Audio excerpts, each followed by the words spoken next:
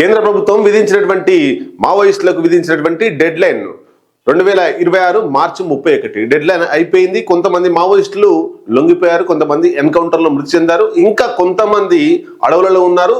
దేశవ్యాప్తంగా చూస్తే ఒక జార్ఖండ్లోనే కేంద్ర కమిటీ సభ్యుడైనటువంటి మావోయిస్ట్ కేంద్ర కమిటీ సభ్యుడు మిసిర్ బెస్రా ఆయన ఒకటే కేంద్ర కమిటీలో కీలకంగా ఉన్నాడు. ఇంకొక కేంద్ర కమిటీ సభ్యుడైనటువంటి మాజీ కేంద్ర కమిటీ కార్యదర్శి ఉప్పాల లక్ష్మణరావు అలియాస్ గణపతి ఇద్దరే బ్రతికి ఉండగా ఆయన భారతదేశంలో లేడు, అడవులలో లేడు, వేరే దేశానికి వెళ్ళిపోయింది అనేటువంటిది ప్రభుత్వం చెప్తుంది.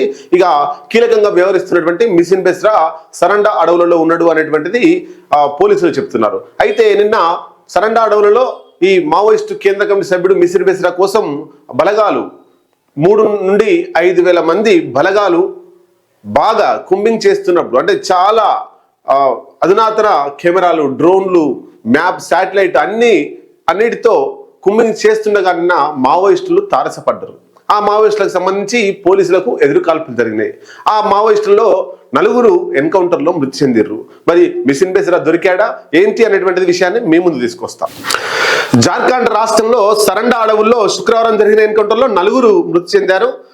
దీంట్లో మావోయిస్టు అగ్రనేతలు కూడా మరణించిర్రు. ఆ ఏరియాకు సంబంధించి ఎన్కౌంటర్ను ధృవీకరించినటువంటి హజారీబాగ్ ఎస్పీ ఈ అంజన్ ఎస్పీ హజారాబాగ్, జార్ఖండ్ రాష్ట్రంలోని హజారాబాగ్ సంబంధించినటువంటి ఎస్పీ ఆయన 4 మరణించినట్లు ఆయన నిన్న మీడియాకు తెలిపిండు. వీరిలో స్పెషల్ ఏరియా కమిటీ డీకేలో అయితే స్పెషల్ జోనల్ కమిటీ అంటాం అనుజ్దా అనేటువంటి మావోయిస్టు, అక్కడ కీలక మావోయిస్ట్ నేత, ఆయన ఎన్కౌంటర్లో మృతి చెందిండు. అలియాస్ సహదేవ్ అని కూడా అంటారు. సహదేవ్ మహతో అలియాస్ సుభాష్, ఈ 3 పేర్లతో ఆయనను పిలుస్తారు. అసలు పేరు వచ్చేసి అనుజ్దా అనేటువంటిది ఎక్కువ ప్రాచుర్యంలో ఉంది. ఆయన మీద ఆ జార్ఖండ్ ప్రభుత్వం 15 లక్షల రివార్డును ఆయన తల మీద ప్రకటించింది. అట్లాగే జోనల్ కమిటీ సభ్యుడు రంజిత్ గాంజు, ఈయన మీద 10 లక్షల రివార్డు అక్కడ ప్రభుత్వం ప్రకటించింది. అట్లాగే జోనల్ కమిటీ సభ్యురాలు నటాషా, సహదేవ్ మహతో భార్య.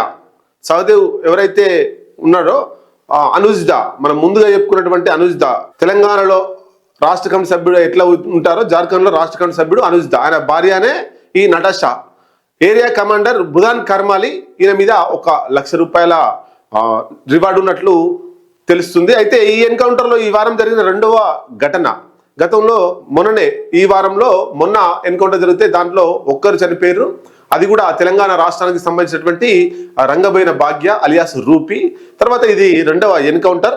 అయితే అనుజ్దా స్వస్థలం జార్ఖండ్ రాష్ట్రం హజీరీబాగ్ జిల్లా కుతాన్ గ్రామం కాగా, నటాషా అలియాస్ మహేశ్వరి హోడి మహారాష్ట్ర గడ్చిరోలి జిల్లా ధనోరా తాలూకాలోని కోస్వి అనే గ్రామానికి చెందిన ఆదివాసీ గోండు యువతి. 2007లో పార్టీలోకి రిక్రూట్ అయింది ఆమె. ఆ తర్వాతి కాలంలో జార్ఖండ్కు బదిలీపై వెళ్ళింది మావోయిస్ట్ పార్టీలో. ఆ సమయంలో తాను డివిజన్ కమిటీ సభ్యురాలు స్థాయిలో పనిచేసింది కనుక ప్రస్తుతం స్పెషల్ ఏరియా కమిటీ సభ్యురాలై ఉంటుందని మాజీ మావోయిస్టులు వర్గాలు చెబుతున్నాయి. మరి దీనికి సంబంధించి మిసిర్ బెస్రా పూర్తి స్థాయిలో ఆయనను పట్టుకోవాలి ప్రాణాలతో, లేదంటే ఎన్కౌంటర్ చంపేయాలనేటువంటిది బలగాలు ముందున్నటువంటి లక్ష్యం. అనుజ్దా నటాషా జంట మరణించిన ఈ encounter Maoist party polit bureau సభ్యుడు అగ్రనేత మిసిర్ బెస్రా కోసం అలియాస్ సాగర్ అంటారు. ఆయన కోసం భద్రతా బలగాలు కొనసాగించిన వేటలో భాగంగానే ఈ ఇద్దరు ఎన్కౌంటర్ జరిగింది. ఆ మిసిర్ బెస్రా కోసం పోతుంటేనే ఈ మిసిర్ బెస్రా కోసం పోతున్న సమయంలో అనుజ్దా అట్లాగే నటాషా ఈ ఇద్దరు మావోయిస్టు జంట తారసపడినట్లు సమాచారం. అయితే ఆ ఏరియాకు వెళ్ళగానే మావోయిస్టులు తమపై కాల్పులు జరపగా ప్రతిదాడులు చేసినట్టు భద్రతా దళాలు వివరించాయి. కొన్ని గంటల పాటు సుదీర్ఘ కాల్పులు జరిగి ఆ తర్వాత ఆగిపోయాయని వెల్లడించారు. అయితే ఈ ఎన్కౌంటర్కు సంబంధించి ఎన్కౌంటర్ జరిగిన దళంలో మిసిర్ బెస్రా ఉన్నాడో లేదో తెలియదని, మృతుల్లో అనుజ్దా ఆయన భార్య నటాషా ఉన్నారని సమాచారం. ఇంకా ఈ మిసిర్ బెస్రా ఎక్కడ ఉన్నాడు, ఆయన ఈ ఎన్కౌంటర్లో ఉన్నాడా, తప్పించుకున్నాడా అనేటువంటిది పూర్తి స్థాయిలో ఇంకా కీలక సమాచారం రావాల్సిన అవసరం ఉంది. ఇప్పటికైనా మరి లొంగిపోతారా, అడవులలో ఉండేటువంటి ఇంకా సాయుధులైన ఉన్నటువంటి మావోయిస్టులు లొంగిపోతారని ఒకసారి చూస్తే, ప్రస్తుతం తానుండే అడవుల్లోనే ఎన్కౌంటర్ జరిగి 2 నేతలు మరణించిన తర్వాత ఆయన బెస్రా నిర్ణయంలో మార్పు ఉంటుందేమోనని ఆశాభావం వ్యక్తం చేస్తున్నాయి ఇంటెలిజెన్స్ వర్గాలు. జనజీవన స్రవంతిలో కలుస్తారా లేక అడవిలోనే ఉండి చివరి వరకు పోరాడతారా అనే విషయం భవిష్యత్తులో తేలనుంది. లొంగిపోయే అవకాశం ఉంటే ఆయన డెడ్ లైన్ లోపే లొంగిపోయేటోడు. ఇక లొంగిపోవద్దు, ఏదైనా పోరాటం కొనసాగించాలి, అనే ఉద్దేశంలో ఆయన పోతున్నాడు అనేటువంటిది ఇంకొక రాజకీయ వర్గాల్లో చర్చ నడుస్తా ఉంది. మరి మిశ్రీ బెస్రా ఎక్కడ ఉండు అనేటువంటిది ఒకసారి చూస్తే, ఈ నెల 3న రాంచీ జైలులో అనారోగ్యంతో మరణించినటువంటి మాజీ పొలిట్ బ్యూరో సభ్యుడు, మాజీ మావోయిస్టు ఎంసీసీ అంటాం, మావోయిస్ట్ కమ్యూనిస్ట్ సెంటర్ మాజీ ప్రధాన కార్యదర్శి ప్రశాంత్ బోస్ అలియాస్ కిషన్ దా మార్చి 20న బెస్రా పేరుతో ఒక ఉత్తరం రాసిండు. బెస్రా శిష్యుడు, మిశ్రీ బెస్రా శిష్యుడు, అట్లాగే ప్రశాంత్ బోస్ అలియాస్ కిషన్ దా అనే గురువు. కాబట్టి ఒక ఉత్తరం రాసిండు తన శిష్యుడు అనేటువంటి మిశ్రీ బెస్రా కోసం. ప్రస్తుతం పరిస్థితులు చాలా క్లిష్టంగా ఉన్నాయని మధ్య భారత సిఆర్సి, తూర్పు భారత ఈఆర్సి, గెరిల్లా జోన్ ప్రాంతాల్లో తీవ్ర నష్టాలు జరిగాయని లెటర్లో కిషన్ దా పేర్కొన్నాడు. సో తన గురువు జరుగుతున్నటువంటి పరిణామాల మీద లెటర్ రాసింది కాబట్టి లొంగిపోతాడా తన గురువు చెప్పినట్టు అనేటువంటిది కూడా ఒక చర్చ నడుస్తుంది. ఇలాంటి పరిస్థితుల్లో సాయుధ పోరాటాన్ని సరైన అర్థంలో ముందుకు తీసుకెళ్లడం సాధ్యమేనా?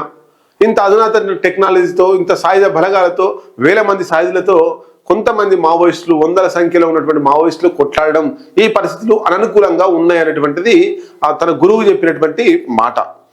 అయితే మరి ఈ విషయాన్ని మిశ్రీ బెస్రా ఎట్లా ఆలోచిస్తున్నాడు? లొంగిపోవాలా లేదా ప్రాణత్యాగానికైనా సిద్ధం, చివరి వరకు కూడా కొట్లాడుతాననే ఆలోచనలో ఉన్నాడా?